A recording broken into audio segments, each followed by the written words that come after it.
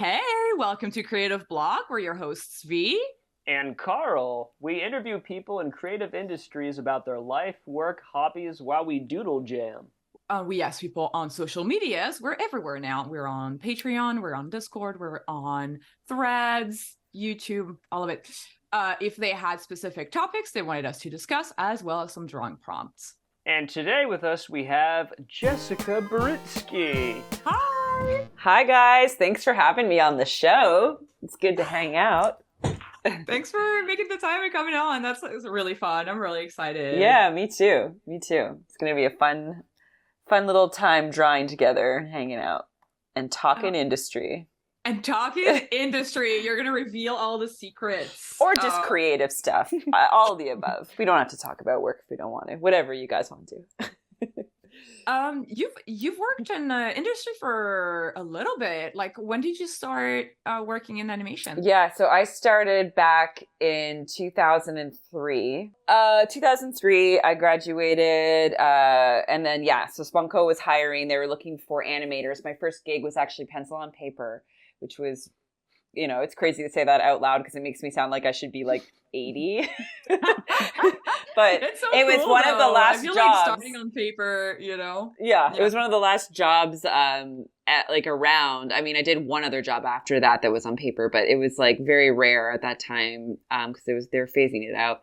But it was like I was just doing actual like pose to pose animation for the new Ren and Stimpy, and then after that, I also did layout on another Canadian type show called Benjamin Bear, and it was very sweet. It was just like teddy bears, and I had to pose out those. And that was the first time I did like a piecework job. So I don't remember the pay because it was so long ago. But I remember being very excited that I could draw pretty quick these bears because I could like hand in these folders and get money, and it was very exciting. But it was cool, like working with physical materials is really nice because I don't do it anymore. And I just did a piece for Rikers School and just like something for their door for a readathon. And, when you're working with these pens and paints, it's just like, it's so fun. You're getting messy and you feel it. And I told myself, like, I got to do this more because I sit at a computer all day. I do so much. I don't do tons of drawing anymore because I am supervising directing, so it's not like I draw all day. But when I do draw, it is all digital, and there's something to be said about going back to that paper and pencil, and it just feels really good. Yeah, I feel like I feel like drawing on paper is like, I don't know how to describe it, but I just am so much more creative when I'm on paper for some reason. Tactile, I always say, and I remember. Like, you also happen to be very good at it. I don't know. For some artists, I feel like if they were brought up in one way or the other, they're more comfortable. But since that was sort of your foundation, I remember just like all the drawings on the table in the Bunnicula trailer were just really good. Just like, with the... I drew a lot there. You would apply construction, and it just like was little pieces in the... it's sort of like... It's neat to like be able to hold it. And to like, I don't know, you sort of like understand the medium in this other dimension that I feel like helps inform the volume that I always see like in your stuff. I think it just, like, not that just drawing physically in itself is the magic Dumbo's feather or whatever, but something in the sauce there, because like, I don't know, I feel like you have a quality that looks like it could be drawn on paper, like. That's cool. I like that. I mean, you never know what you're doing, so that's interesting to hear. Do you so when you went to school, did you study for specifically like animation as like the when I mean animation, I mean kind of like the actual animating, not the like story. I was so excited to get out of high school that I started taking college programs at night for pre-animation. So I felt like at that time I had the drawing, like I was able to get into the course, but I just had to learn a couple animation techniques and stuff, because I was like 17 years old, so I had no idea on like how to animate volumes, timing, all that stuff. So that's what I started to learn in pre-animation, and I had to learn how to life draw a bit. So I did like, I think a few months of that, and then when I just went right into a traditional, it was only a 2-year program at that time, 2 years, studied traditional animation. We learned all the basics, all on paper. We had an animation class. There was a layout class. There was a storyboard class. There was a drama class. The whole package. It was cool. The whole package. And then, did I say life drawing? Yeah, we did life drawing too. My favorite classes, I loved storyboarding. Oh, character design, obviously. I love character design. I love all parts of animation.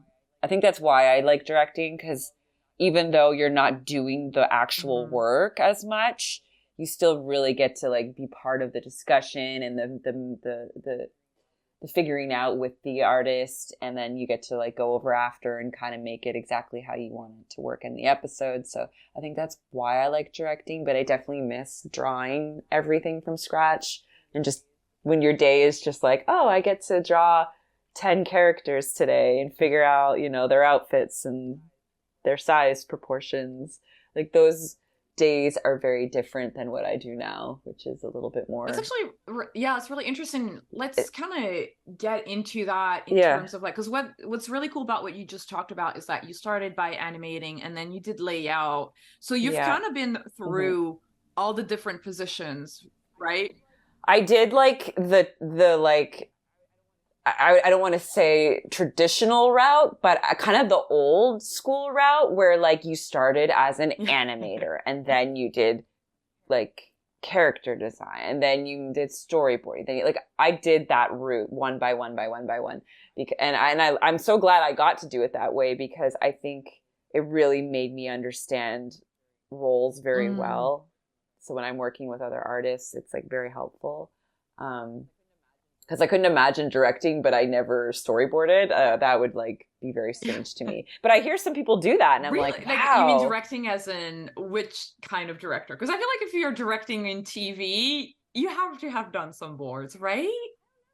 I don't know. I feel like I've heard of people just all of a sudden like directing, and I forget what show it was, but I remember being kind of blown away at that. That's so interesting. That's so interesting, because you're...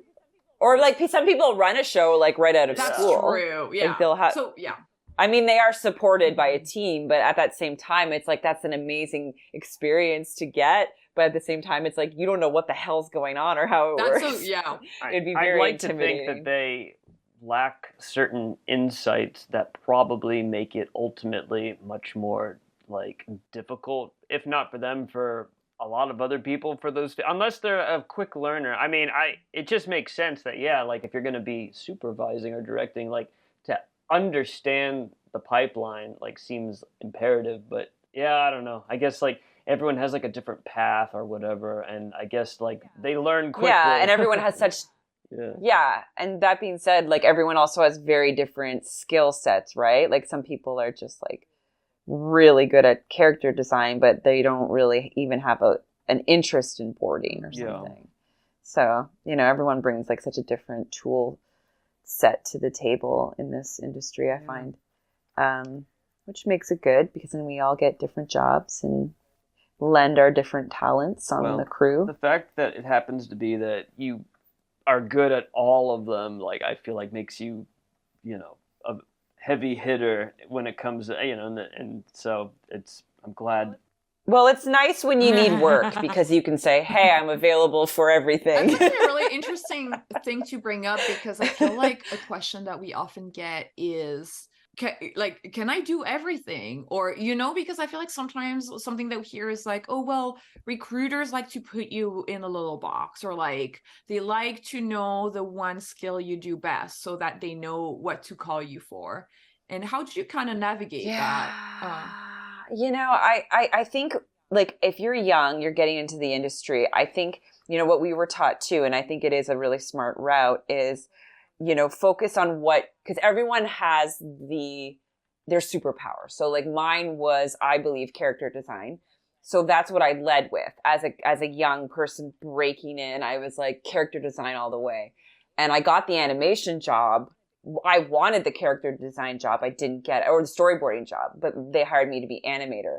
But, I think it is good to just get in with like, but everyone gets in so differently. So I'm going to take back what I said. But I think that, if you're younger, like focus on something, because you have to get really good at one thing to get a initial job in the industry. Because we all know when we get on a show, you're not like, I'm not allowed to edit. I can't even touch an editor's computer. Like that's like against what is it? Oh, the agreement. Yeah, there's like rules against that. Cause sometimes I'm like, oh, just let me get in there and do it. And they're like, no. So like you have to understand that when you get on a show, you will just be like pigeonholed into one job, and that's great. So maybe focus on something at the beginning, but then when you're on the show, start expanding and like talking to the crew and talk to your directors, tell them you have interest in storyboarding, because that's usually how I see people evolve. It's just through friendships and talking and figuring out like, and showing like through being on the crew, what they can do. Or if you're a writer or you want to be a writer and you just got on a show doing like character design, you talk to the writers and you write a spec script and you show them like, what you can do. And usually that's how you kind of evolve. And then friends, they share their tips, what they do. And it's a good way to grow once you're in. But yeah, definitely, like, as we were saying, hone in on one thing at the beginning. I think that's really smart. That's great to hear, because I feel like that can be something that can be like really, like, I'm looking for the word, petrifying, to like look for just a single skill that's gonna be your selling point. So knowing that not gonna be your whole career, just one skill, like no, it can totally evolve. Just go with what comes natural. Everyone knows my layouts didn't come naturally. Drawing backgrounds did not come naturally to me. It was let's talk about that a little bit, because that's something I hear a lot from people. They're like, I want to do storyboards, but I don't know how to draw backgrounds. So how did you kind of well, you gotta kind of know how to do it, but you don't have to know how to do it to the degree of like perfection. You gotta know basic perspective, because that's a big part of storyboarding. But you don't have to be like a background artist before you become a storyboard artist. But you better be able to draw in perspective and get your characters on a floor grid, and and everyone's got to be able to tell what kind of angle they're looking at, because otherwise we're in trouble. But storyboarding, I think, is something too that shouldn't necessarily be an entrance position, because you do have to understand acting, you have to understand layout, you have to understand structure, perspective. That's something you build off of a bit. So if you're like a character designer for a bit, or a layout artist, you have time to sort of focus in on that first. And then when you're a board artist, you kind of have to bring all your tools to that one job. I mean, when I think of storyboarding, I'm like, that's a director. You're basically a director. You're doing it all. You're laying it all out. And then your director will go over and make it what they want, or they edit it and make it work timing wise. But when you're sitting and boarding, you're the director at that moment. You're doing the biggest heavy lifting. I get that. Show. And I find like if you're doing it correctly, like you absorb all of that other stuff. Like I never did backgrounds or considered myself a background person, but then you kind of like have to learn that by proxy, and well, if you want to be competent as a board artist. And then, using the perspective tool. I like use and abuse the warp function and treat that as perspective and stuff. And then now, like, I guess like it comes with the pencil mileage along with all the other stuff, But yeah. I think that's so true what you were also saying, like, Jess, like how you're like a director when you're a board artist. I feel like something that's like kind of this is my segment. This is my soapbox moment when I tell everybody storyboarding is really hard. Well, I'll be honest. I've never been more tired at the end of the day than when I'm storyboarding. Like that, just like in the best kind of way, just mentally, creatively exhausted. Especially if it's board driven, right? Because then it's like, well, then you're the writer too. Have you done And I feel so bad on Bunnicula, because I didn't know what the hell I was doing. That was my first show, and I was like board driven because I like wacky cartoons. And then like people were like dying. I loved it. Like for me, that was and that was your first job, Karl. So you were like so fresh-eyed, bushy-tailed, like you were ready to go. Like your tail was wagging. Something to prove, I guess. And and I would have been exactly like you, because I was the same way when I did, like, let's say the Merry Melodies back in 2000 and like, I don't know when I did this, 2010, 11, 12, because I wanted to prove, you know, and when you want to prove something, you don't even care. Like, you're not even thinking about the hours spent. You're just in there making it gorgeous. And I know you had so much fun, and your boards were so good. I just appreciate thank you. I mean, I just watched like the one that you did, and I was like, oh, that's the bar, like the pilot with the key and the, you know, Chester and all that. And then I just had that playing, and I kept returning to that as like the standard. And I just wanted to like have fun, and I appreciated the freedom too. And then a bunch of shows after that, I was sort of like, oh, we're not allowed to write the episodes, but we know it. I know. You had a very different experience, the first show experience, I think. But and it was fun too, because we were like in the back in a trailer, so it just felt like a little clubhouse. Oh, yeah. It was like the first show Warner Brothers did that wasn't a direct reboot of a original series. So it was the first time they took a chance at like, okay, we're just going to throw money at this and develop this book that was called Bunnicula. So they're like, let's just do it and see what happens. So we were kind of lucky to be part of that experiment, I think. And we did good. I mean, we got 3 seasons, so... That's right. You know? Like, it kept going, like, I remember there was, like, a lull, and I had to, like, go to a couple different shows, and then I was, like, completely burnt out, and that's why I wasn't there for the other times. But part of me kind of kicks myself that I didn't prioritize my time in such a way where I should have got... Because I was... Yeah, just... I would have wanted to, because I tell people to this day that first season of Bunnicula is still one of my favorite experiences that I've had in TV. That's awesome. I'm so glad to hear that. Because I feel like there was... Oh, no, I get that. Because there are some shows that I run to, like Bunnicula was one of them, where like I still, like I'm trying to like find that feeling again, you know? And it'll happen again. It's just, I think... With Bunnicula, it was so exciting because it was just so, it was my baby. It was just like in my style. I designed all the characters. I did the intro. Yeah. I did the pilot. And it was just sort of like Sam Register being like, yeah, that looks good. Let's keep moving forward. Oh, what a time. It was like a Wild West, and there was like no one at Warner Brothers at that time. I just kind of got in at a good moment. How did you get that opportunity? What led up to that opportunity for you to... Was it a development deal? That was through Looney Tunes, because I was in Canada. I was working at an advertising gaming agency at that time, doing like, you know, fun game ideas for macaroni and cheese, like craft, you know, and you know, there's this macaroni dinosaur. Like, it was really cool, and we designed like Happy Meals and digital toys for Happy Meals. It was just all over the place. But then, like, when I got this offer to redesign the Looney Tunes back in 2008.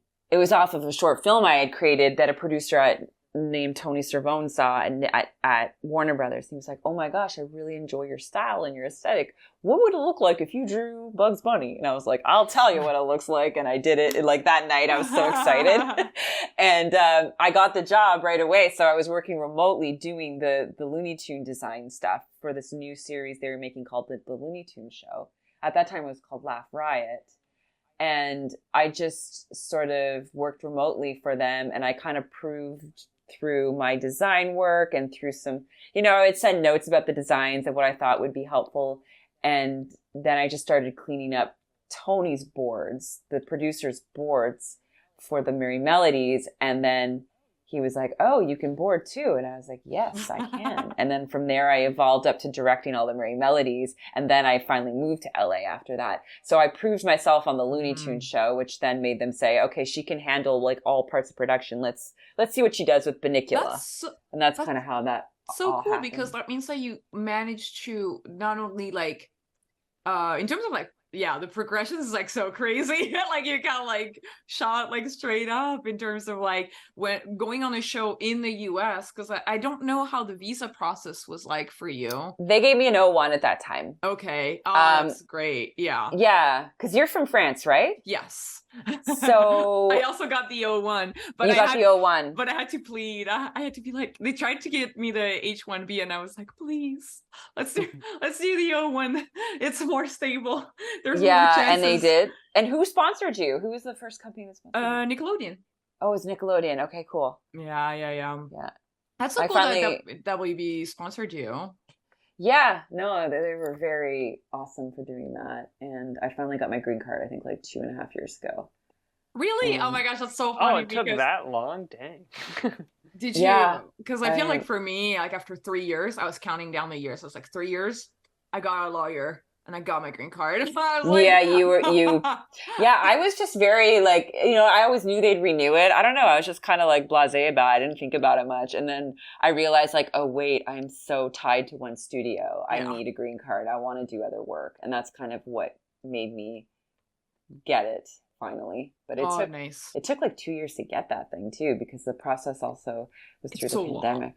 Yeah. Oh, and it was during the pandemic too? Yeah. Oh so my God. That made it move a bit slower, as you can imagine. Oh my God, yeah. Yeah. Oh, that's so stressful. Oh my gosh, that's so crazy. Yeah, I got mine right at the beginning. I mean, during the pandemic. It was like it was like 2020. I got in 2020.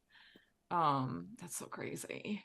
But it's so cool to hear that like you got the visa and then you worked on the Looney Tunes show and they were like, we love what you do and we want to. So did they approach you? Were they like, we want to see your take on this book, or were you the one to be like, yeah, Sam Register literally, I remember he put the book on my desk one day and he's like, what do you think of this book? And I was like, I remember that book from the library, and I wasn't a big reader as a child. But I remember like seeing that book. It's funny. I remember seeing that book and thinking, if I read books, I'd read it. And you never did. No. and Sam Register, he's really like, I think he's really good at what he does, and I think he's a really, really great executive. And he just sort of like knew what my specialty was I like creepy, I like cute. And Karl, you're kind of like the same as me. Like we kind of teeter on that edge of adorable psychotic, like in our drawings, like they're very cute and fun, but everything is like a little bit off. There's something there, yeah. Yeah, there's like, and I love playing in that realm. And he saw that and he was like, I would love to see your take on this Bunnicula, like this whole concept. What would he look like? And that night I drew a few versions of what I would think of him looking like and his energy, and he was like, okay, cool, let's start developing the show. Like it literally happened so naturally and so quick. And then the next thing I knew, like we were like, storyboarding an episode. Well, the pilot. The monkey paw, was that, or no. There was a monkey in it, right? Was that the pilot? That's Mumkey. Remember Mumkey? Okay, Mumkey. Yeah, I don't. What was the thing? The first one was Walking Squished. I think that was the first one, the zombie thing. Yeah, and I loved this concept because I love horror movies and I love all of like spooky stuff. So for me, it was like I was just in my heaven of genre of drawing stuff, cute ghosts. It was just like it's like we were always making a Halloween episode, which is fun. I took to it so quickly. I was like, it was very much because I was aware of you for a while, and I remember seeing your short, The Good Bunny with like the bad teeth or whatever. Yeah. And like when I was in college, and even like some of your earlier stuff or whatever. So I was just like nerding out, and like it happened to be like, because I feel like anytime I ever draw something cute, there is sort of this like, I don't know, undercurrent of potentially crazy underneath it. Oh yeah, you have that element to your work for sure. Yeah. But I think that's why you were such a great fit on our show, like, because you got it. You understood the characters and like the vibe of it. So you had a lot of fun. It was. I remember laughing so hard, and it just like, also because we were like, conceiving like the characters and the narrative and like it felt very like like involved. I don't know, like like we really were drawing with our heart, I guess. Yeah. And everything was being informed by your personal like tastes and sensibilities, which were aligned with what mine were. So it was like it was a fun time. I really like. And we didn't really have a lot of executives. We had to like pitch to Jay Bastian basically, and it was done. Yeah, that's right. Oh, yeah, man. that was great. And I mean, he was really easy to work with, and they always had good notes. I never was like, what? I don't understand. Because he'd be laughing too, and it was just like, oh, it was a good time. That little trailer or whatever. It's like, yeah. Yeah. Wasn't the trailer? Was it the same trailer that we were on Thundercats, or was it a different one? Oh my gosh! No, well, it wasn't the same, but it was like in that neighborhood. Yeah. On the ranch. Yeah. Yeah. R.I.P. the ranch. Oh man, I drove by today. Have you seen it? It's completely leveled. They're like, it's just gutted. Oh my god, that makes me sad. I didn't even know that they did that. I know, that whole fake neighborhood and all that stuff. Yeah, I did see the Bunnicula trailers are still there because they hugged the weird wall that no one cares about. Oh, weird. So they're still up, but man, the CW building and all that stuff. Like the main one where the Mike Tyson statue, it's all completely bulldozed into rubble. They're like, I don't know, building a mall or something. The Mike Tyson show, I forgot about that one. That was an interesting one. That one was in development, like when we were doing Bunnicula, and I mean, I got to meet Mike Tyson through that. So what a gift! What a gift! Yeah, I met him at Comic-Con. Oh my god! That year, yeah. Wow. That now the whole podcast is just about you meeting Mike Tyson. Forget it. Well, it was a brief moment. He just kind of like. We had like a 3-sentence exchange or 3-word exchange sentence, and Are you are you like a fan? Like, were you? No, I just find him like, he's an interesting character. He's like such a piece of popular culture, I guess. I don't know. Yeah, it's so funny. So I kind of want to ask you a little bit more about. So you were in development on Bunnicula. So Sam shows you the book. You're like. Looks great. You read it. You're like, draw some designs, and then kind of what are steps like? Were you just kind of like, how casual was it versus like how formal was it? Was it like, were you just kind of like swinging by like Sam's office, like, look at my drawings, or was it kind of? Yeah, it was really like there wasn't a lot of people working. Like I felt like I was there at a very unique time that I'm happy about because it was so casual. Yeah, like I would knock on Sam's door and go in and show him drawings sometimes. I mean, most of the times we like made time to meet up, but I could do that. It wasn't strange at all. That's really cool. Yeah, it was very relaxed at that time because there just wasn't really much going on. And then I felt like when I left was when I left after Wabbit, the show Wabbit, that I think evolved into the Looney Tunes. New Looney Tunes. The new Looney Tunes. That's what it was when I did my time on Wabbit. Like, even though on paper it was Wabbit, and then it was called New Looney Tunes. Different from Looney Tunes cartoons, which was the most recent version that's like on, but there's been a lot of Looney Tunes, I guess. I mean... Yeah, and I find like what frustrated me the most about the Looney Tunes is I was always asked like, you gotta make them look different. They gotta be like a modern edge. So I was like, okay. So I just, did a new design. And then like when I left, they did like the Bob Clampett basically, like right. And I was like, damn it, that's what I wanted to work on. But I had to be in like, I felt like I was in the exploratory phase of Warner Brothers trying to figure out like, how can we reinvent them? And they needed to go through step A, B, and C to finally get to, let's just make these cartoons that are super fun and look like Bob Clampett. And that's kind of like my favorite director at Looney Tunes that ever was, and the style and the look. So then I was like at Warner, like Nickelodeon, like watching from the window them do that, and I'm like, oh, curses, I wanted to be on that show. That's so funny. That's so funny that you mentioned Clampett as being your favorite director, because I feel like, myself included, and like a lot of animation people are like Chuck Jones, right? I mean, yeah, and I love Chuck Jones. I think, but there's something strange and exciting about the Clampett cartoons that the sorry, what's his name? I'm blanking. The guy we just talked about. Bob Clampett, Chuck Jones. Chuck Jones.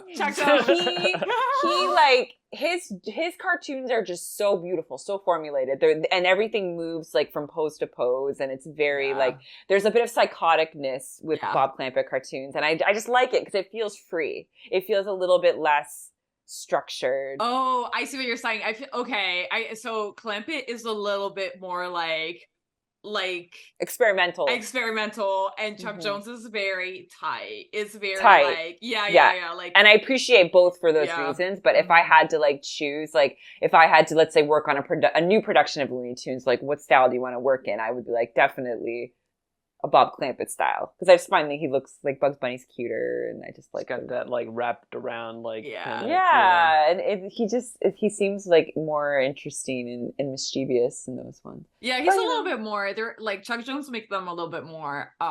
What's the word? Like there's a formula. But also they're like clever and a little bit like you know, like the style. I've been trying to describe They're refined. They're more refined in a way than the Bob Clampett cartoons. That's true. Yeah. But there is something, I mean, there's something to appreciate about all the directors, but those are definitely my two favorite, because they're just, you know, very solid cartoons.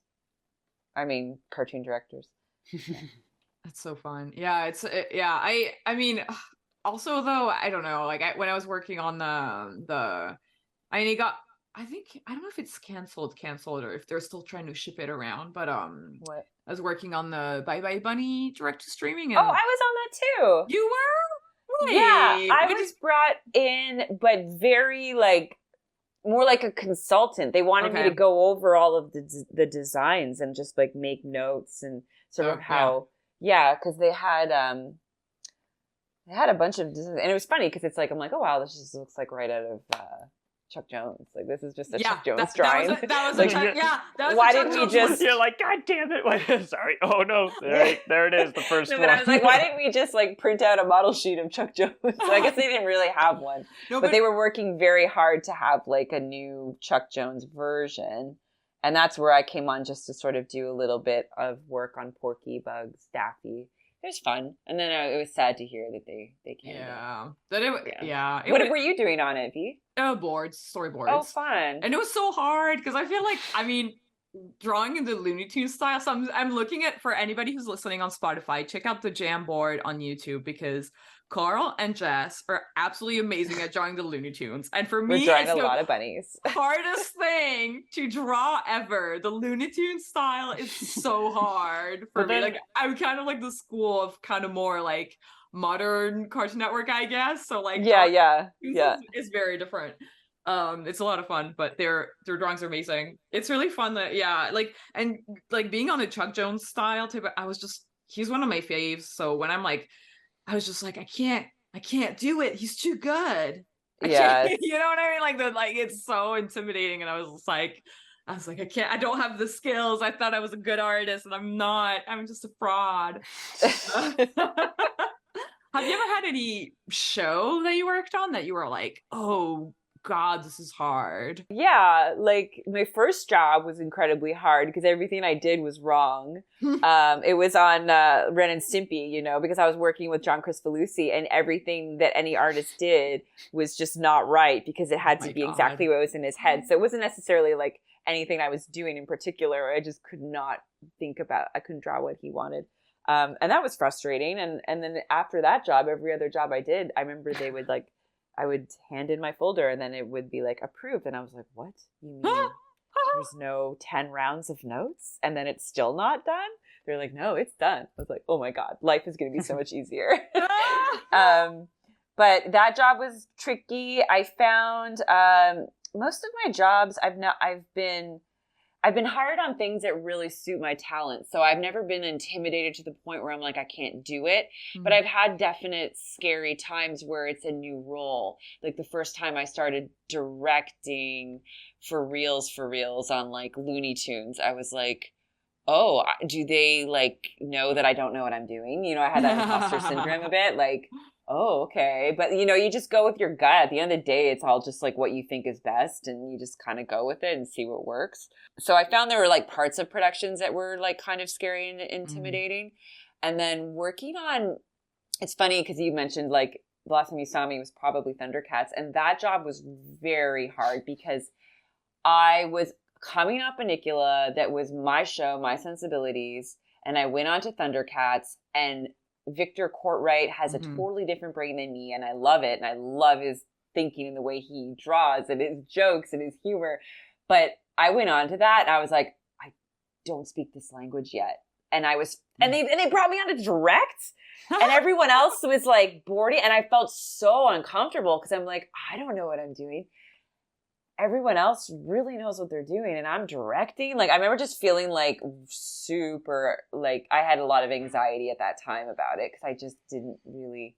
And then also the timeline was insane. They were like, they gave me the boards and a recording of Victor reading the script. Yeah. And they said, can you have us edited by tomorrow? And I was like, what? Yeah, that is crazy. I don't know how the Thundercats people did. Like, and it was like animated too. Like, I was mad. I was like, "What are you talking about?" Like, how dare you? And then sir? I kind of did it. Like, I just sort of did it as quick as I could, and I handed it in. And I was like, "Have fun." I don't know what to say, but I was really intimidated because I just didn't get it because I just didn't know that style. I'd never been on any of his shows. Well, that was his first show, I think. That was his first show, but he, I don't know. It is kind of a, It was like these kind of, it's working on Thundercats is kind of like one of these kind of shows where it's kind of like sink or swim kind of type of thing where it's like, you either get it or you don't. You don't. Yeah. And it's kind of like, I've never experienced that before moving to the US. I feel like in France, people will be like, this show is like this show. Like I literally worked on, no, I did a test for Dude, That's My Ghost. And they were like, Dude, That's My Ghost is like, Kick Butowski and this other show and this other show. This is what we're doing. And so you have like a lot of references and you can watch a ton of things. Yeah. But I feel like here in the US, you have more people that are like, no, we're doing something completely new and different. And it's just, and it's my creator stamp on it, which is both really exciting and really scary too. Yeah. Cause it takes a while, like at least a few episodes to get the sensibility if you're working on it. Cause you're going to pitch all these ideas and the creator's going to go, no. And it's not that your ideas suck. You have to remind yourself. Yeah. It's not that they suck. This just isn't my show and my vision, you know? And hopefully everyone will get their chance to have that. Yeah. But when you're on someone else's show, you just kind of have to let them lead you and go, yeah, how would I have known? How would I have known what you wanted? It's really interesting that you talk about that because you talk from like, you were running Bunnicula, right? You were, so you're talking about going from being a showrunner and making all the decisions to being under somebody else and like trying to figure them out. And like, so you just said that it was kind of like you were kind of anxious and stuff, but like how do you like more specifically, I guess, emotionally deal with like, oh, well, now I'm not the boss anymore. Like what are kind of some ways that you were apprehending this like new set, these new parameters? Yeah, I think I remember like years ago seeing like Jorge. You know Jorge, I can never pronounce his name. Gutierrez. Yeah. And I remember he had done El Tigre, and then he was at Warner Brothers, and he was doing animation. And I remember when I saw him, I probably offended him, but I didn't mean to. But I was like, wait, you're here animating? Like because I was pretty young. Like I was like 20, I don't know, 27, 28. And I was like, I didn't know that people like would run a show and then, you know, they would need to work and do other things. And he goes, yeah, I need a job. And I went, oh yeah, obviously.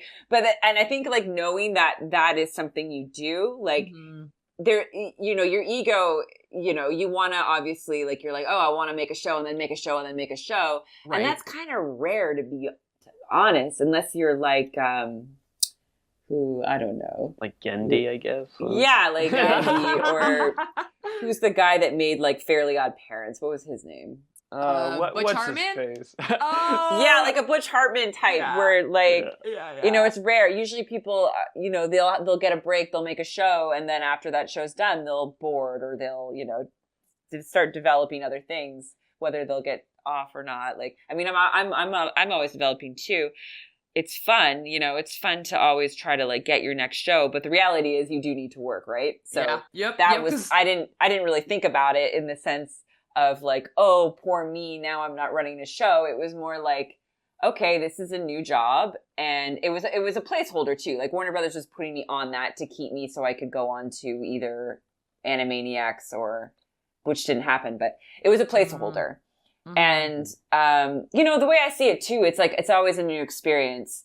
But that being said, I remember feeling a moment of like, I don't understand. I don't get this. Will I always feel this way? I'm one of those people that thinks like a feeling will last forever, but it doesn't. So you get in your head and you start freaking out. And I remember I had really bad anxiety at that time.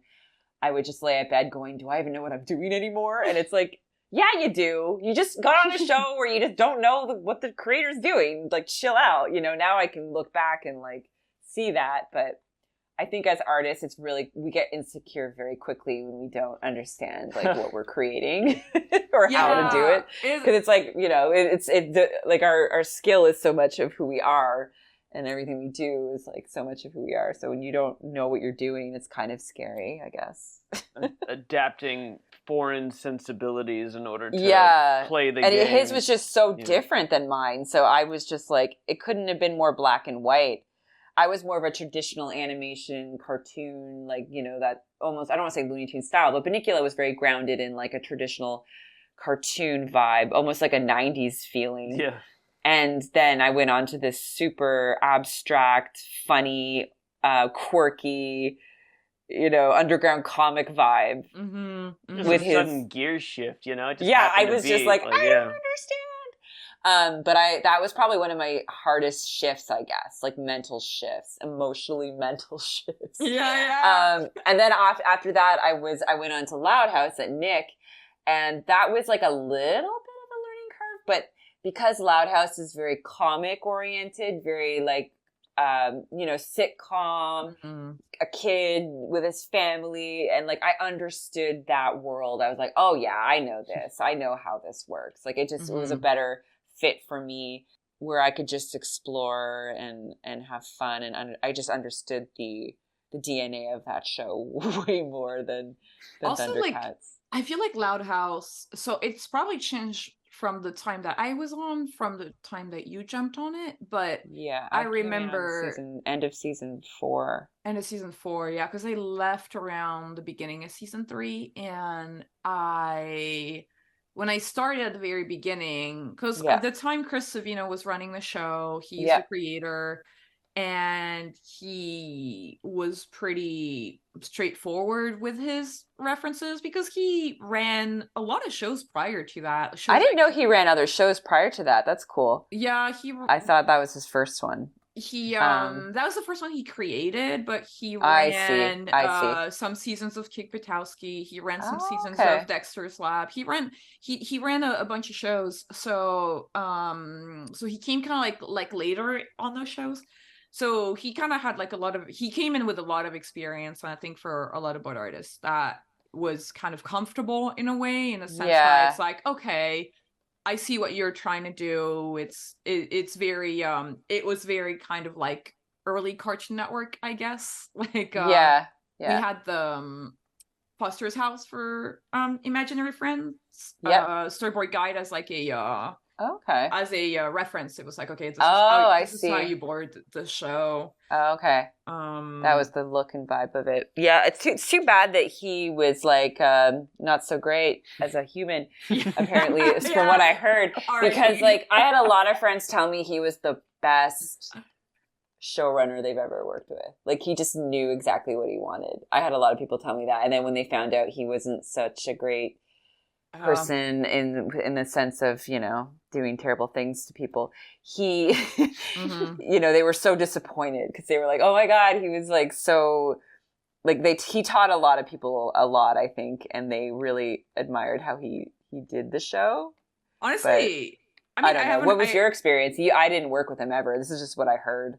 Yeah, no. I mean, I've never really talked about it on the podcast. I guess this is like, whoa, a big bombshell or whatever. No, it's not really a bombshell, but it's just like a long story short. That's true. What you just said is very true, and he was really good at what he did. Yes, you know? he was that's the thing that's really hard, and for a lot of people on the crew was really, really, really hard. Was like you had to be able to have in your head coexist these two facets of the man, where it was like, all right, he's extremely talented and good and very good at show running, and then that other thing, and then you're like, gosh, that sucks. But it was very well ran. When I was on it, I was like, wow, this is great. Still is. They run that show so well. I love it. That's why I'm still on it. Like, I love the stories. The writing's great. I love the people, and there's just zero drama. The time scheduling is amazing. It's like such a no stress job, and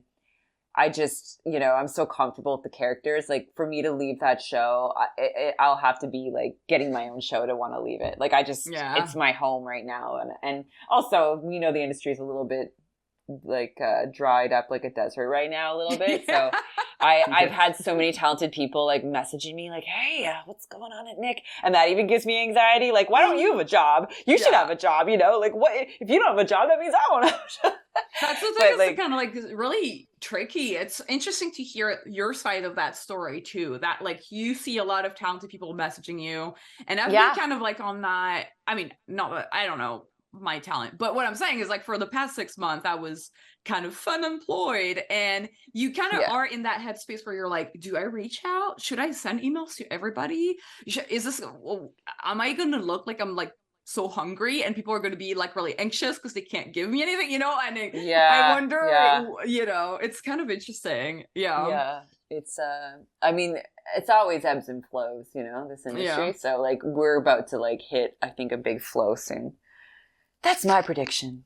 That's what a lot of people say. History repeats. Yes. The golden era will begin again. It's true, because I feel like I even recognize like the pattern, and it's just different now because some of the but this has happened before, at least in little doses. Like, I was doing work from home and being unemployed for a year way before it was cool and chic to like talk about it on Twitter. I've gone through that like a couple times of my own volition already. So I don't know. I try to just like assume it'll be fine because it always is. It's just a matter of Have you guys ever taken commissions when you don't have work? I'm curious. I've wanted. Okay, I've been holding. Sometimes back. I feel like you could make pretty good money off commissions. But okay, certain kinds of commissions, I'm sure, pay a lot of money. But you need the community, though. I feel like if you have the community that's like centered around it, I feel like probably because I've been thinking. I don't know. I want to get somebody on the podcast who kind of makes a living from doing commissions. Just because I do feel like if I open commissions, I would get like maybe like a little bit. Like maybe people would be like, oh, maybe there's like 50 fans that are like, ooh, I really want a drawing from you. And then it would dry up afterwards. Whereas if you're like if you're inside a community or in a fandom or something, like then they're not commissioning you for you, but they're commissioning you because you're in the fandom or like in the community, if that makes sense. Yeah. I'd commission you, Jess. That'd be awesome. Like, I'd commission you, Carl. Not if I don't. How about we just all commission each other? No one makes any money. We all just work very, very hard and end up with. It's that meme from like artist alleys where it's like it's the same $5 that everybody's giving each other to buy each other's like comic and stuff. It's so funny. Yeah, that would be great. We could do that. So you're supervising directing on Loud House right now, right? I am, yeah. What would you say are the differences between what you were doing as a showrunner on Bunnicula and what you're doing as a supervising director on Loud House? Because I'm guessing there's like a lot of similarities, right? There are a lot of similarities. I mean, I took a lot of the skills I learned on Bunnicula and brought them to Loud House. I guess I'm doing all the same things where like I come in at the beginning. Let me rephrase this. on Bunnicula, like we were, at the very beginning coming up with concepts for episode ideas. Now I start my job with a meeting with the writers who are presenting me a fully written script. Mm-hmm. So that's kind of the difference of Loud House. Is like I get a story and then I talk about, concerns I have with the episode or things I like or things I want to maybe slightly change. But with Loud House, our writers are so good. They know what they're doing. I know what I'm doing, that I only have like maybe 2 or 3 little thoughts every board launch. And with Bunnicula, I was more involved like at the very, birth of every episode. What is the concept? What's the flow? Like everything. So I was with the writers a lot more. And so I think there's a little bit less of that when you supervise direct a show, because you're just there to sort of, at least at Nickelodeon, I feel like when you're supervising directing, you're there to just sort of guide it through every step of the way. We launch our board artists. They pitch me a rough. I make notes on that. And then but I guess on Bunnicula, I was only seeing like more of a clean board. I wasn't as, each step of boarding as I am with Loud House. And then there's the editing, and, I did the same thing in Bunnicula, and then I edit, and then, then we go to the record and we do all that fun stuff. And then, I don't do post anymore. I was doing post pre-pandemic. But then the show, my boss, Adam Henry, he's just been handling it. I think he just thinks it's easier for him to do it, which is cool. I mean, I liked post. I liked doing the sound effects and the mixes, but I don't miss it that much. I'm more interested. My favorite part is like editing. I love editing. I love, drawing, getting in the storyboard, mixing it up a bit. But yeah, no, it's very similar to being the creator. It's just, it's not necessarily as much as my original idea. It's more like I'm just enhancing the story. I'm enhancing the drawings. I'm making it shine every step of the way to try to get the best product we can out of each script. And it's just, I think it's just a little less of the concept that I'm part of, because Loud House was obviously a thing way before I came on, but it's still really fun, because Loud House is, as much as the script's all figured out, they are always really keen to hear like our thoughts. Like, do you think this works? Oh, well, can we change it? Do you think this needs to be shot in this way? So I have like a lot of creative freedom on the show, and I think I just earned that trust over time too, because I've been on the show now since like 2018. But yeah, wow, it's been that long. It's crazy. Yeah, because I like it. I would have left by now if I didn't like it. That's the thing. It sounds like, and it is just like a super efficient vehicle, and even the way they're designed. When I drew them, like they're very intuitive and lots of circles. Yeah, and it's good for how many there are. You can draw them relatively quickly. So, like, they're just, like, really good vehicles of expression, and, I don't know, it's like, I don't know. I think my biggest takeaway from working on that show, too, one of the biggest takeaways is how to make an efficient show, and I think sometimes that'll save your ass if you get your own show. Because I wasn't about efficiency on Bunnicula. I was more about like, creating, I was caught in between like trying to make my film, like my personal short film out of this series. But at the end of the day, like you can't do that. And I wasn't thinking smart about the number of backgrounds and the number of designs. I didn't care. I was like, you guys figure that out after production. Like, I was probably, in that sense, a really bad showrunner. But to be fair, like, I probably should have been mindful of it too. We all should have been, but I didn't know better. I was going like out of my way to like make things as complicated as possible, because like coming from we were adding like insane angles like all the time. Like I think about a few scenes where it's like there was no reason why I needed to have this weird 3/4 shot looking down. Oh, I know. It diluted the humor, frankly. I can't even watch the show. If I watch it, I start to feel upset, because I'm like, why did this happen? Why did we allow that shot? What is this? What kind of crazy show is this? Because it didn't make, budget-wise, it made absolutely no sense. So the fact that we got 3 seasons, I don't know how that even happened, Carl. Because it was awesome. It's a vampire buddy. What's there not to love? Because we gave it love. And Europe loved it. The Europeans loved it. It didn't really go far in America, though. I think it's funny that you mentioned that, because it's true that like being from France and France loved it, I think, the most. the shows that do well in France are very slapstick. It's very France this makes loves sense. Looney Tunes. They like this makes sense then. Yeah. Because I remember Jay telling us our best ratings were from France, and I was like, oh, the French appreciate it. I thought maybe it's because it was like fine art. Like it looked different than an average I don't know. I thought I think it's French... just like the humor. The humor in like the slapstick humor in France is very, very popular, and that's why kind of like in the Illumination movies, like the Minions and stuff, it's all slapstick. All of Illumination movies are all slapstick. Yeah, that's a good point. It's very popular. I don't know if it comes from farce or like, you know, like the biggest... A cultural thing, yeah. I think, I don't know. I wonder. It's just really funny because I think about that, and every time I come into a meeting and I talk to an exec and I'm like, I love slapstick. They're like, okay, good to know. Well, my boyfriend's from Marseille. I'll have to ask him. I'll be like, you like the slapstick? Is this something? I never thought to ask. Yeah, I wonder. We also have there's like kind of puppet show in France that would be, you could potentially translate it as like the clown or like the goon, but it's basically kind of like, it's like puppets that it's kind of like commedia dell'arte in a way, in the sense that you have the same characters always. Okay. Like, so you have the same puppets, like it's like the puppets look very similar, but from a show to another, the design's like a little changed.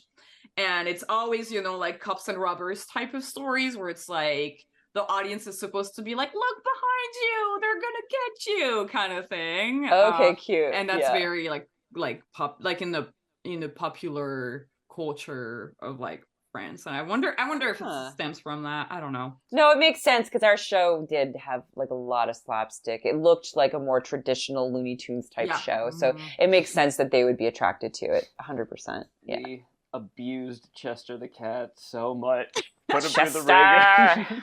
Yeah. I love that character, and I loved being cruel to him. Yeah, you definitely loved him. I feel like you loved his neuroticism. Yeah.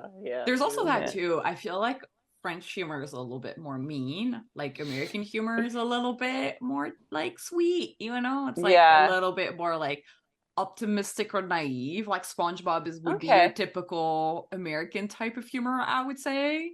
Whereas I don't know if Bunnicula had a little bit more of like it was bite.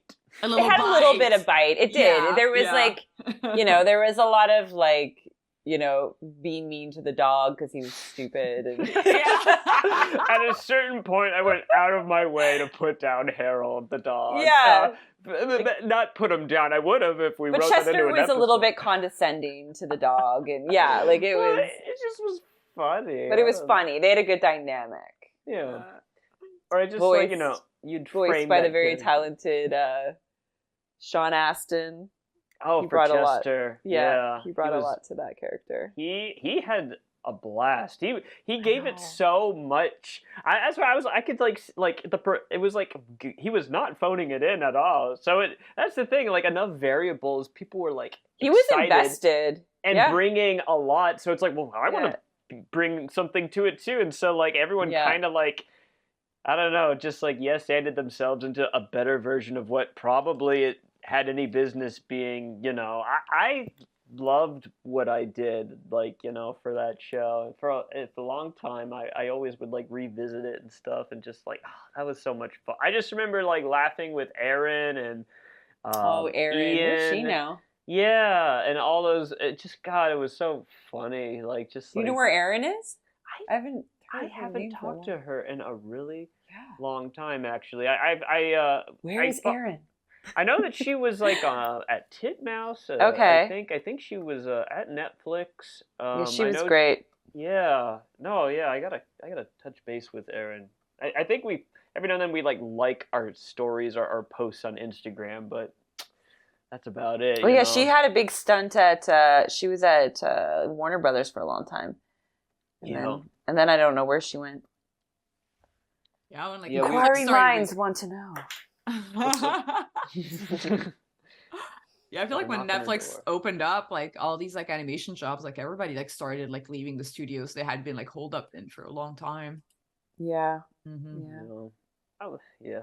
oh, Netflix. It um, was a fun flash in the I mean, I was there for a little bit. It was nice. Yeah, I know you were. I never got the Netflix experience. I was sort of like intrigued though, because like they were paying a lot of money and it seemed like it was an interesting place.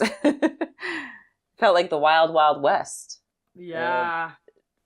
For a hot second, I mean, you know, there was some good stuff that came out of that whole initiative. I feel like we're talking about stuff with, I don't want to like say like, you know, like overtly, because I know like we read the news and things are like looking a little discouraging with certain patterns that aren't new, but like it just like happens a lot at one place or whatever, and it's like, man, like there is an ebb and flow, and when it ebbs hard, like right in the ribs, you know. Yeah. And it's very, but then like it's a pattern, you know. Patterns come back in different ways or whatever. And I've been saying this. I feel like this is the third time I've said this in the last 2 days, but it is like so easy for me to despair. Like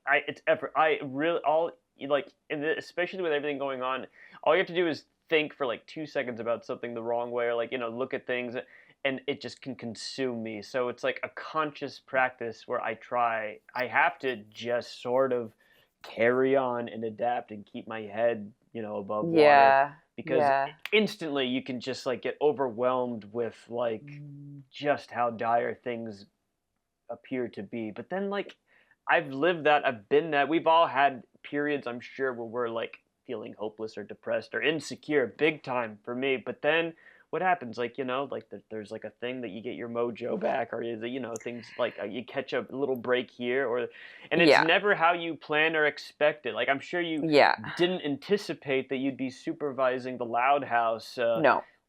7 years ago or whatever, you know.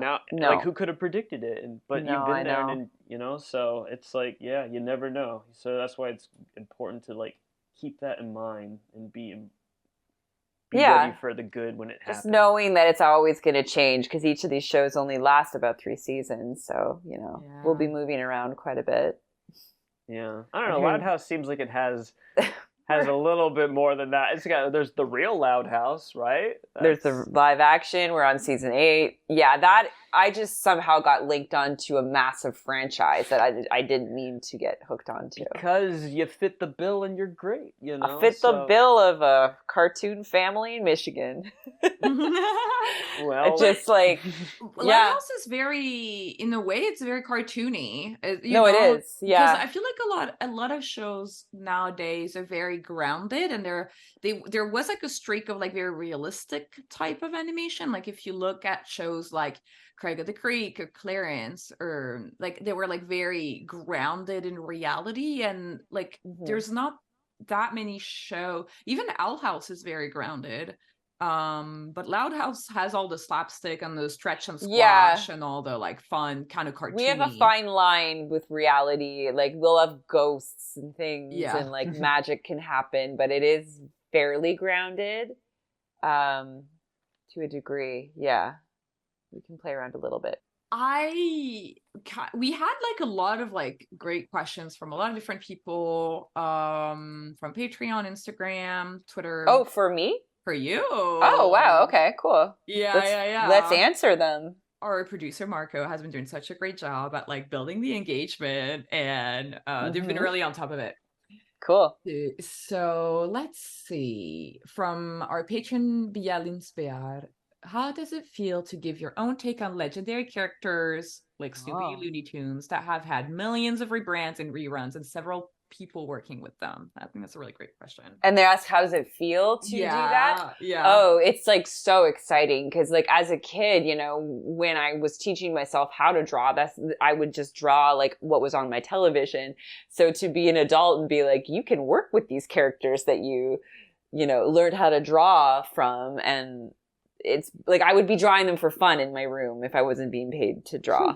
Oh, that's so great. That's why I love like working with legacy characters like the Looney Tunes. Like I'm obsessed with, like I love the way they look. I love drawing them. It was really fun working on the Snoopy boards too. It's funny though, I wasn't always a big Charlie Brown fan. I always liked Snoopy, but I never really liked Charlie Brown. I always thought he was a drag. Yeah, same. But then and I didn't appreciate, like, I thought they looked cute, but I didn't appreciate the style that much. And I think it's because it was like oversaturated maybe when I was a kid. But I feel like when I was working on the boards and I started to actually understand the mechanics behind the design, I fell in love with the series. Like the Snoopy Show, I had such a blast working on. I loved drawing all of the characters. There's just like a thrill also when you're working on a legacy character, because you're like, this is history in a way. Like, and I'm like a big history buff with animation. I love old stuff. I love watching 30s and 40s cartoons. So when I get to like work on a character that to me is like really special to the industry, it's always an honor, because you just feel like, wow, I'm part of like history. I get to like put my little bit of influence on this character. So that's a really, to me, that gives me a big high. I think like no other.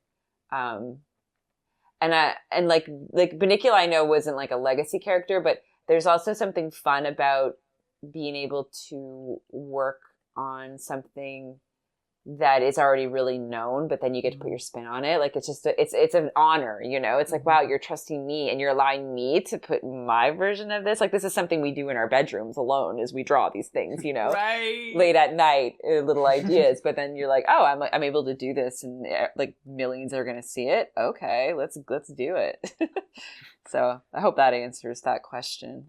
Yeah, I love that answer, because I love that you said the word honor and like the gratefulness and the excitement all together. Like, this is like a really exciting it's answer. Surreal. It's pretty surreal, because like you know, you never think like, wow, little old me from Osgood, Ontario, Canada, like I get to be part of this legacy thing. Like, whoa, it just never feels real.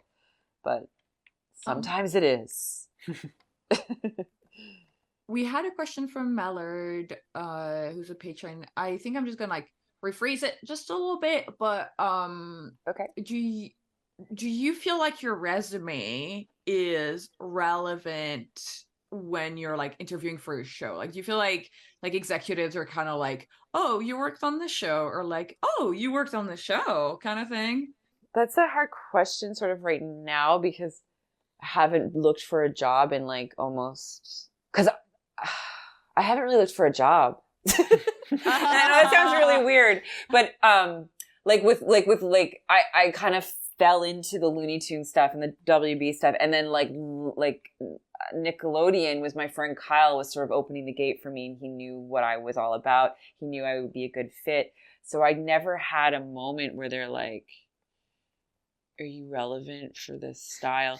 But I think it just depends on like let's say I'll play devil's advocate or think about this differently. Like, let's say I'm applying for a directing job on like an adult comedy. It would be maybe a harder sell for someone to be like, yeah, let's try her on this totally different type of format, because my history is very child friendly. But that being said, I've actually been approached to work on a few adult stuff, and I turn it down because I don't really think I'm not excited about it. Like, I don't. Was it like at WB? Because they have like a bunch of adult stuff. Not at WB. I got like, where was it from?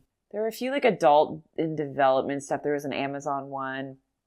There was a WB. Yeah, no, there was a couple WB ones that were sort of like, would you be interested? And it's funny. I just don't. I would rather work on a fun cartoon show for 6 to 11. Yeah. So maybe that problem wouldn't happen to me in the way that my portfolio kind of reflects things that are what I'm good at working on. I don't know. Maybe I don't think I'm answering this question properly. No, I think that's great. No, I really like that take on it. That you're like, you kind of found, and I was just kind of talking about that on a previous episode. I think it was the Howie Perry episode with Megan, where we were just kind of talking about like cartoon and what it means to draw and be in the style of a cartoony show, because there's not a million cartoony shows out there right now. And no. Loud House is one of them, I would say, but yeah, I would say like it's kind of like a sub genre that like if you're in it, people can be like, you can do this. Yeah, yeah, which is, I think, great because then it, you know, leaves lots of jobs available for people who specialize in that type of thing. You know, we can all kind of find our spots that way. Yeah. Yeah. From Magic Bunny Art. I wonder who this is. I know. Who is that? Yes. Who's your favorite Looney Tune to draw? My favorite Looney Tune? Yeah. Oh, man. I gotta say, you know, I guess Bugs Bunny. Easy answer. I don't know why. Like, I just love his feet. I like his shapes. He's just very pleasant to look at. I don't know. When I'm like, you know, when you're on a phone doodling, like I always draw rodents. Like when I'm not thinking, I draw rodents. Me too. For a What long is that, time. Carl? I don't know. That's the that? thing. Just you and I, like, there's a weird, like, that you get it though. It's just comfortable. They're kind of chubby, so you can kind of bullshit the anatomy a little and not have to. The fluff does a lot of the work for you. Yeah, and they're edgy in a way because they're quick. Expressive because they're kind of, they have thumbs kind of, so you can kind of make them humanoid and they're still an animal. And so like, I tend to draw those, and I think like remember like the Goofy Gophers like from Looney Tunes. I like drawing like characters like that. Like I always kind of draw weird versions between Bugs Bunny and like a Goofy Gopher. Like it's always kind of rodent related, and I always draw rodents like with their mouths really open and big.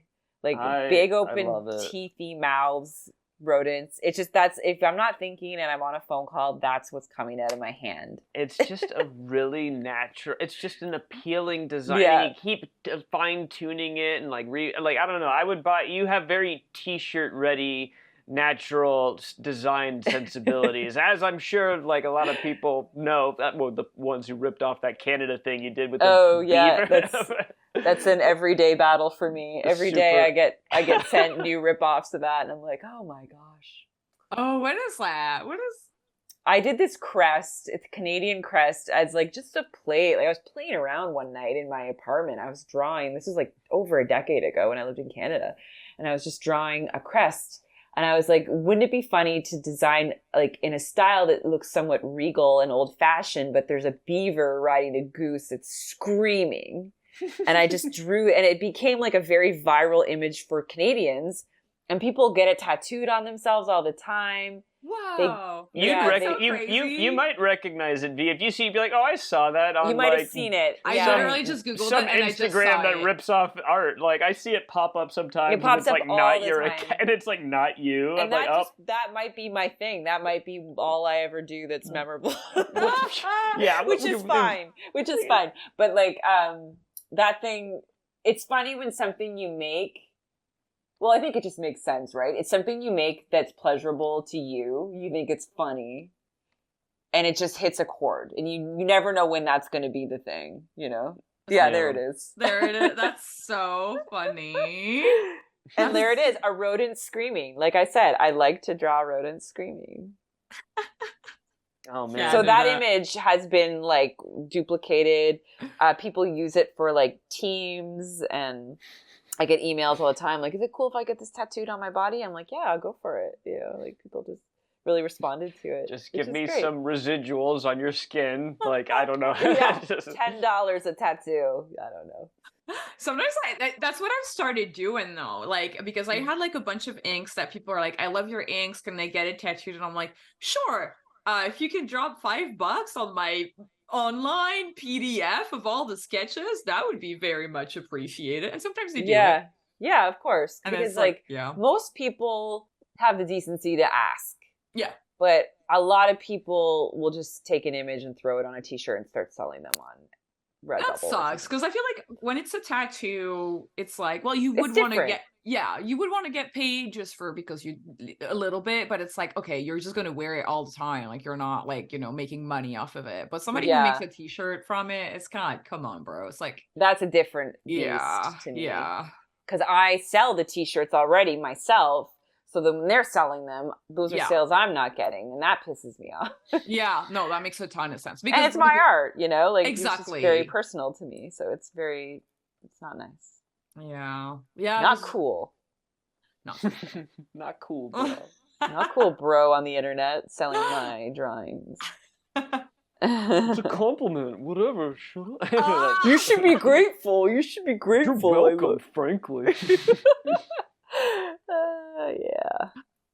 I feel like I'm just gonna give a quick shout out to people who I feel like we've already answered their questions, but I just want to shout out just because I really appreciate them asking questions. So at Cirrus Draws on Instagram, thank you so much for your question. And from at is Spatial Raptor on Instagram, we have your art is so dynamic and fun. What are your top 5 influences? Ooh. Yes, specifically top 5. Also, no takesies, backsies. Oh my god! Wow, this person is intense. A lot of pressure. Very intense. All right, let me start off with my fingers ready. Okay, number 1, 1930s, 40s Disney. 1930s, 40s Warner Brothers. Max Fleischer. Mm-hmm. I'm very careful because I can't take anything back. Yeah. How many are left? Oh, 2. Hanna-Barbera. Mm-hmm. It's good. For just like shapes and cool colors and funny, weird animals. And, I guess like, I don't know if this would be a different genre, but I said 30s, 40s Disney, but like also like 90s Disney was like a big influence in me as an artist growing up. Because like The Little Mermaid was like one of my favorite movies as a kid. But then I also like really like things like Sanrio and like a lot of Japanese stuff really kind of design wise I take a lot from that stuff too. So that's actually 6 technically, but 2 of those are like almost the same, right? Like Disney, 30s. Yeah. That's But that's a good question. Wow, that's really great. And I like to hear 6 of them. Because I like that you brought up the Sanrio because I feel like you had all like very animation references. Yeah. So Sanrio was kind of like, oh, that's fun, and I see that too. The more I think about it, the more I like, comics that I loved as a kid, and like, there's a million other things. I think those are the main ones that made me go, oh my God, design wise, or the way they moved. I was like, I love the way this looks. Those were the main ones for sure. That is a tough question. Oh, go on. Oh yeah, I'm just kind of like, I'm like, go and draw them. No, because there's a ton and they're really cool. From at Zach Cartoonist, how do you push your drawings to stay loose but also solid? And how do you emulate your artists while developing your own drawing style? That's really interesting. Oh, I know Zach. Hi, Zach. Like, it's hard to describe your process because you just do it. I think it's a matter, like, when I'm drawing, I always just, you go with feeling first. Like, go with the flow, draw the expression, and, like, let the structure part be, like, thought number 2. Like, go with the feeling and then go back and erase and put structure in after. I think that's the best way to do it. And eventually you will get the structure with the feeling. It takes a long time though, because I remember always getting the feeling, but then it would never look quite right, if that makes sense. And then but now I feel like more than ever as I'm maturing every year, like I just feel like I'm getting more and more to that point where like I can draw things that I can see right in my head a lot better. Whereas before it was more of like, more molding on the paper and erasing and figuring it out but feeling should always be the first thing, like throw in those lines, throw in those shapes to get the feeling first and then figure out the details later and structure. I love that answer. It's actually I do too actually, because I feel like I think about that sometimes, like consciously, like I have to remember that, like the energy that you put down, and then the rest is just like the necessary dressing, I guess, to finish the baked potato that is your drawing. Yeah.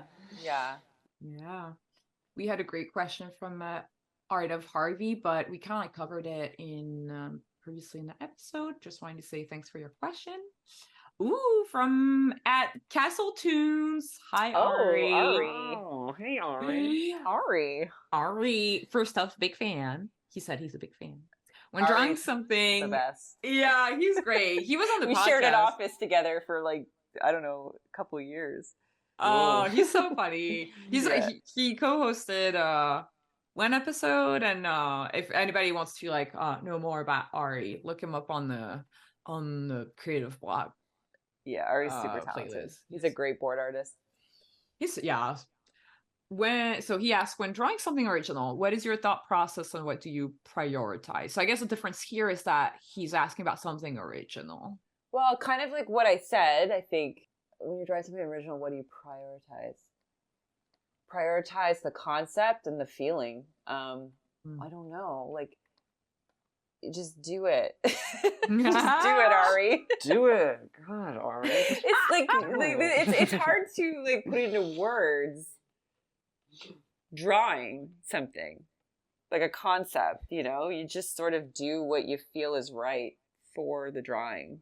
But what was his question though? Was it more like process or? Yeah, I think what's your thought process and what do you prioritize? Because I think like I could see that question as in terms like when you're drawing something original, like maybe like for example, like do you think about characters or do you kind of like look at your lines or like do you okay, like get inspiration from somewhere? I think it's always like it's because if I'm drawing a character, I guess it's always the character's intention. Like, what is this character doing? What do they want? What's their feeling here? Just it's all emotion, really. I guess, yeah. I love that it sounds like your process and your work generally is like very emotion driven. You're kind of like going with the gut. Yeah. I'm very emotional. that resonates though, you know, people, because you can't really bullshit that because it's real, and then it like is well, it has infectious. A spark to it, you know, like when you I'm see drawn it to that kind of it's well, cool. your drawings are like that too, Karl. Like you're like, that's what I mean. When you look at them, you feel like, ooh, there's something in that eye that's a little too close to reality. I don't know. You know, like you just kind of capture that energy too. It's that life, I guess. I don't know. Like, because I guess I don't know. When it sounds like you have a similar upbringing. The way like it was like learning the fundamentals and how to animate, really, because like that was sort of what I thought I would like do was animate, and then it went into story kind of just because it is everything. Yeah. But I guess because of that, like, you know, you get like maybe a little more nuanced idea of sort of like what reaction or acting would be that isn't just sort of like paint by numbers, but like because you're thinking about something and you're like doing a little performance, I guess, with a drawing. Or it helps to have. And nowadays it's hard for me. Like I'll just draw like fat mammals and garbage unless I like realize like you know. Or a rodents, like, you know, unless I have an idea, it's like, oh, that's right. I guess like I have to convey a thought, but like then when there is a thought, like you build the performance around the energy that is like your voice as an artist, I guess. Yeah, I know what you mean. Like sometimes I feel like, how many times am I going to draw the same squirrel? You know, like, but sometimes you just have to just do it. Just draw that squirrel. Because that's who you are. You know, if you're doing it, it means you like it and you can't abandon it. You just got to keep doing it.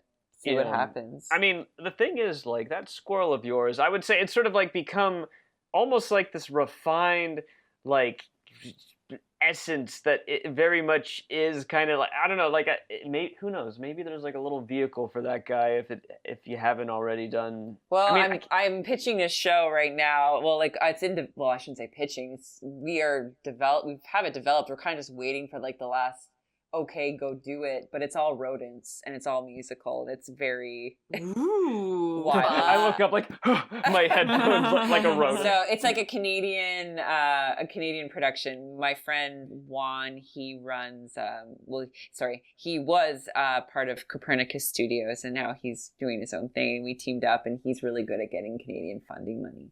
And they were doing like women ran production ideas, whatever, like they wanted to sponsor like a woman creator, and he was like, I'll get us this money, you bring the idea, let's develop. And then this was over the pandemic, so it's been years that I've been working on this thing and trying to get it out, but hopefully, cross your fingers, it'll be out there, and then there will be crazy rodents on television. Awesome. Screaming.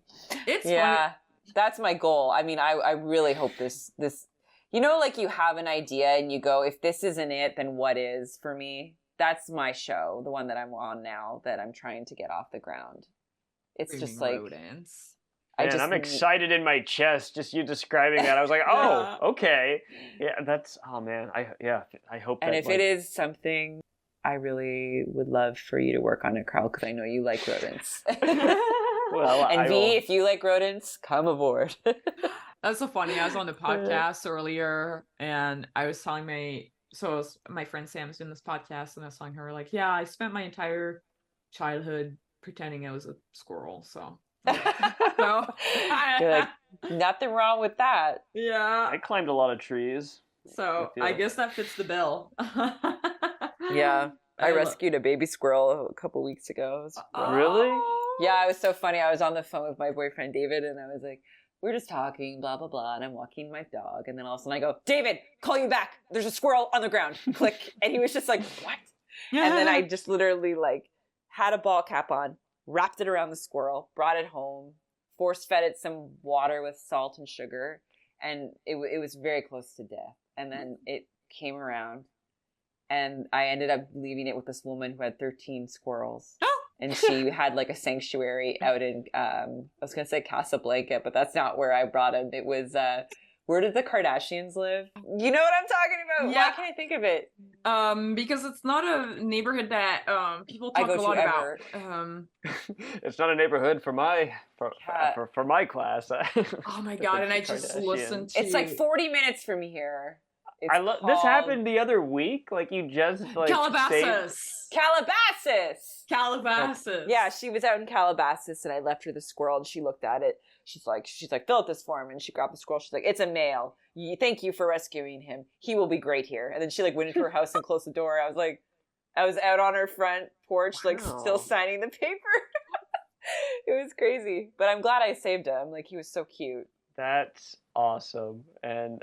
I don't know. I feel like, would you say that, well, I guess are you like, do you have a certain fit, like the fact that it was a squirrel, like, is that like, I don't know, spiritually relevant to you? Like, well, it's kind of my animal, you know, I love squirrels.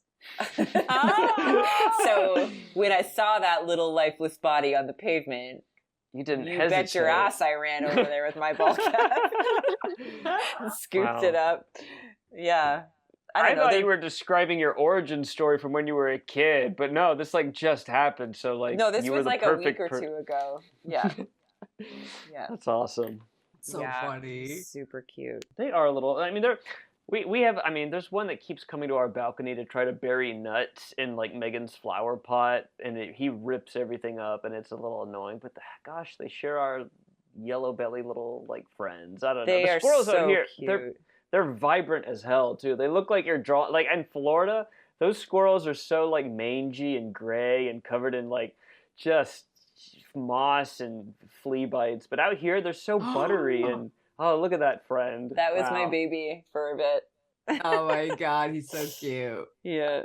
And when they're babies, they're just not afraid of people, so they like you a lot. It's weird. You can put them in a hat. You can feed them whatever that. What did you say? You fed them like sugar and salt. Well, I gave them sugar and salt water. It's like a homemade Pedialyte, I guess. And then I gave them like some cashews after that. Did you like use an eyedropper or like a little baby bottle, like Riker's old bottle, like you got it from like the basement? No, I just used an eyedropper that I had. That's awesome. Yeah. I'm not surprised by this at all, but it's just like, of course that would happen, and that would be a thing. It's good. Yeah, I guess I'm always looking for it. I don't know, but that's so funny. I was like watching a lot of like rescue cat videos, and like there was a lady who like is like really big in the kitten rescue, and she said that she was like the moment she started kind of like caring about it, she would see like little like abandoned cats everywhere. Wow. Yeah. So maybe I'll see more. I hope so. I don't mind. We had some great Twitter questions from @mooncat445 and from @DC AU resource. Might not have time to get to these questions, but thank you so much for asking. And from YouTube @Pineapple Bank 8950 asks, I've been a big fan of Jess's illustrations on Instagram and the Looney Tunes Show. I wanted to ask how she has the time and energy to make all these digital drawings while still working at the same time. Oh, well, I think sometimes it looks like I'm doing stuff all the time, but I'm really not. Just because it's all like gathered over like a long period of time. I think I'm lucky my day job doesn't take up all my hours. It's a very manageable job hour-wise. So I do have time to like goof around a bit and draw my own stuff and develop my own stuff. It's also prioritizing, like sometimes I'll just say, tonight I'm just devoting to this and I just work on like a development project. A lot of my work is actually done on my lap, on my iPad while I watch a movie, like I don't really watch movies that often without drawing at the same time. Because I think it almost sometimes feels like, not that I'm wasting time, but I'm like, I could be doing something else at the same time, because I do love drawing. I find it really relaxing, especially when you're drawing your own thing. But, and it's so funny. They're like, how do you do it? It's like, I actually feel like I look at other people and say, how do you do it? Maybe we're all just looking at other people and saying, how do you do it? Because I feel like I don't have enough time to draw my own stuff or develop my own thing. I was about to say, like, how can you draw and also watch a movie? I, like, can't. If there's a visual thing, like, I really can't. Well, I get sucked in here and there, but, I don't know. Yeah. It depends what it is. But, yeah, I don't know. I think it's just right now I have time to a degree because my day job is so manageable, but I know that every production's so different, so sometimes your day job can just eat out all the hours of your day. But right now I'm lucky where I have a bit more bandwidth to do my own stuff on the side. Yeah, that's a great answer. I want to give a quick shout out to Angel Pearson 696 and James Gemstone Butterfly. Thanks for your questions, you guys. Yeah, thanks. We haven't gone to the heart of this show, which is creative block. Oh, yeah. And we asked that to all of our guests, and it's always like really great to hear all the different answers because everybody's got like a different way to like approach it. And so do you experience creative block? And if you do, what does it feel like? And how do you deal with it? For me, my creative block it's not a visual thing. It's not with drawing. For me, it's story. My first superpower is not even close to writing. I'm really good at concepts. I'm really good at feeling. I'm really good at someone telling me a concept and I can create it and I can draw it all out. But when it comes to like mechanics of stories, I get so blocked and stuck where I just can't even, ideas will just have to pause because I don't even know where to go from where I am. It just feels like too big of a problem.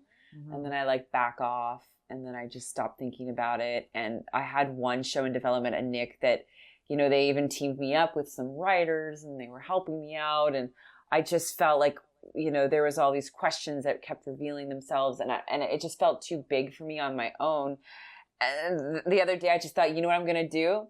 I'm just going to take the concept that I love from this development and I'm just going to start doing a graphic novel page by page. Just as an exercise. Because if that's how I work and I'm visual and the writing is the tricky part, why don't I just start it with each panel and just kind of like let it unfold and, I can maneuver things here and there, but that might be the best option because I felt so blocked with this one story. I think it's just figuring out, it's hard when you're not, I never took any training for writing. I'm not a natural like writer. So like when I have to like figure out like character dynamics and how these characters work together and how the story's going to develop from there and then how's it going to change them and how's this going to tie back, like I find that very overwhelming and a little bit too almost detailed in a way my brain doesn't really work. So I think for me, I need to find like a good creative partner, to be honest, like someone who's a really talented writer that's interested in the same types of things I am. And then we could team up. Like, I think that would be ideal. I think creative blocks are sometimes just talking to a friend and talking it out too. And you can really figure out stuff really fast, especially story stuff. Yeah. Just saying it out loud. That's my biggest issues with creativity. I find the story can really like just stump me and then I don't know where to go next. And I have some projects that are still in that state. They're waiting to come out of purgatory because I'm still figuring out how to do it. But I think that's normal. I think everyone has a few, brainchilds that are just kind of difficult to figure out. Yeah, and, very relatable. And that's just, I look at it as like, if you have something that is still finding its, it's just like incubating in your mind. Yeah. And I am not above recycling things that maybe like didn't work, like the fact, it's like there's still something there, so it's worth revisiting. Yeah, especially when you have a little more, I don't know, like not necessarily because you're very experienced already, but like you just like it literally, it's an impossible thing to accept. But it's funny actually, it's just time, like, and we never have enough of it, like even this chat will have to, but it's like literally like sometimes like time, like I guess like my brain, I have to like render a thought in some time, and then clarity will happen in tiny little nothing doses, and then it'll sort of form a picture, but it won't happen right away. It'll like it's like sculpting, it's kind of all coming together in different layers. The little protein molecules that are the answer like really have to like mush together over time, and I can't will it to happen. It's sort of like, so that's why like the whole creative block thing, it's getting an outsider perspective, or for me it's like trying to not think about it so that like the computer can do its rendering job, and then like the clarity will reveal itself. But I mean, for all the talents and skills that you have, like like it's I mean, there has to be something, like I'm glad. I think I need a writing partner. I need to find someone somewhere in the industry that wants to like team up and like just play, because I want to ask you really fast.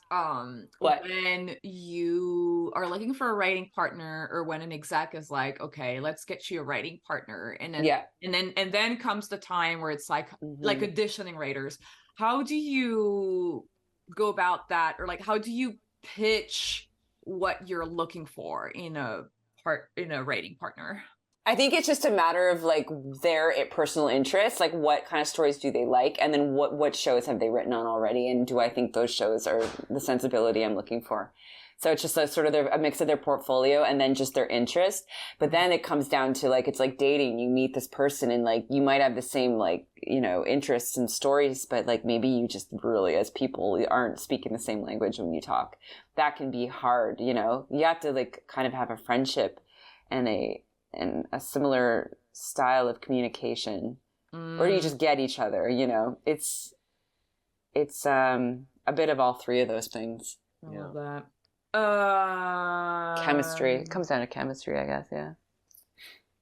And I'm trying to find a segue, and this is what I struggle with the most every time, but we'll just kind of wrap it up real fast with no segue, because I can't find any right now.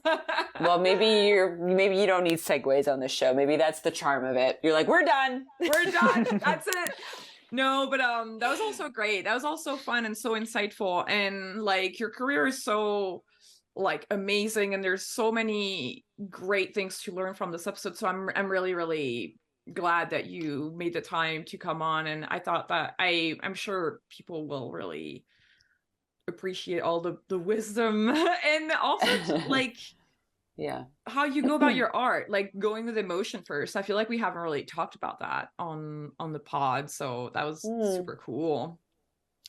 Yeah, no, thanks for having me. I think this is so fun. Like, I love talking about this stuff that we do because I don't ever really talk about it. I just do it every day, and I don't really have the time to talk about it. Or if I do talk with people, it's always about, other things in life, because I feel like, it's really cool to talk shop with you guys, or as you would call it, I guess, talk shop. But it's been really fun. Thanks for having me. Like, this is really, really cool. I love what you guys are doing. This is a really, really like great concept for a podcast. Thank you so much. And well, unfortunately, we're gonna have to wrap it up, but that's the end of this creative block. And Jess, thank you so much for being our guest and sharing your story. My pleasure. Oh, and thanks to our listeners. Follow us on social media at Creative Block, where we ask for drawing prompts and questions to ask our guests. And a huge thank you to our editor Clemens for editing the podcast, and thanks Marco for helping us produce the show. And if you love our show, you can support us on Patreon. Becoming a patron gets you early access to interviews and access to our Discord community. We're working on some fun little things, like sometimes deleted clips that will be nowhere else than on the Patreon. Another great way you can support us is to just share and like and talk to your buddies about what we're doing. Getting more ears on the podcast goes a really long way, so we really appreciate your support that way. Click the link in the description of this episode. I have been your host, V. And I was Karl. Keep being creative, everybody, and we'll see you next week. Bye! Bye! Bye.